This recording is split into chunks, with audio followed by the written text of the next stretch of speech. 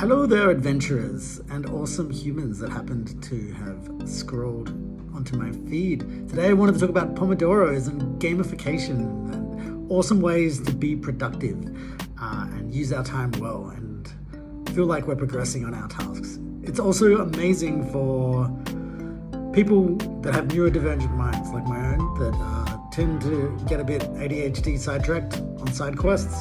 So the Pomodoro technique is basically like where you set a timer and it could be 25 minutes or 45 minutes or 50 minutes, and then you lock in for that time and you focus, and then you get a short break, which could be 10 minutes, and then you do like 3 or 4 of those, and then you get a long break, which is normally like 15 minutes or 20 minutes.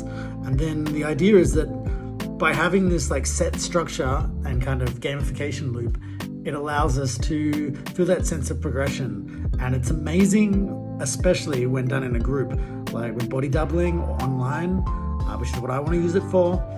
So like we're starting like a Twitch stream. So yeah, I'll show you this rabbit hole I kind of went down. Yeah, this is where it gets quite meta. So I was doing a Pomodoro with one of this quite famous Pomodoro site called pomofocus.io. It lets you like set up Pomodoros and start them and do all that, which is quite rad. But the problem I had is I'm setting up a Twitch stream for my gamified learning platform, Wyrd, and I was like, how do I get one of these into OBS and it matches the style? So I ended up going down a bit of a rabbit hole and I ended up building my own Pomodoro timer. It's pretty nerdy. It's pretty cool. It just uses like HTML, CSS, and JavaScript.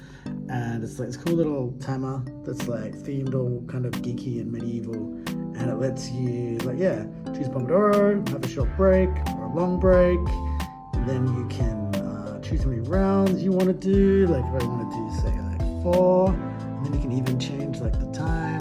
And the idea is that you start it and it's got this cool little kind of like level up progression bar that kind of goes along the bottom. I think it's got quite meta, because I was like, how many Pomodoros does it take to make your own Pomodoro?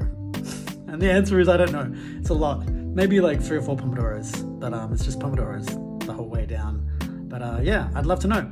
Have you used the Pomodoro technique? Do you find a lot of benefit from it? I'm really curious to hear how you've used it, and if you use gamification in your life and how it helps, if it's helped you level up or become a better human. And if you're curious to learn more about gamification, geeky things, and ways to turn your real life into a quest, then follow along. Or head over to wyrdrealm.com. I'm building this amazing, nerdy, gamified personal development coaching program where you get to do quests like interactively online, but it's like leveling up your life instead of just leveling up a virtual character. So that should be fun. Anyway, hope you have an amazing day. Keep on being awesome. Anyway, ciao.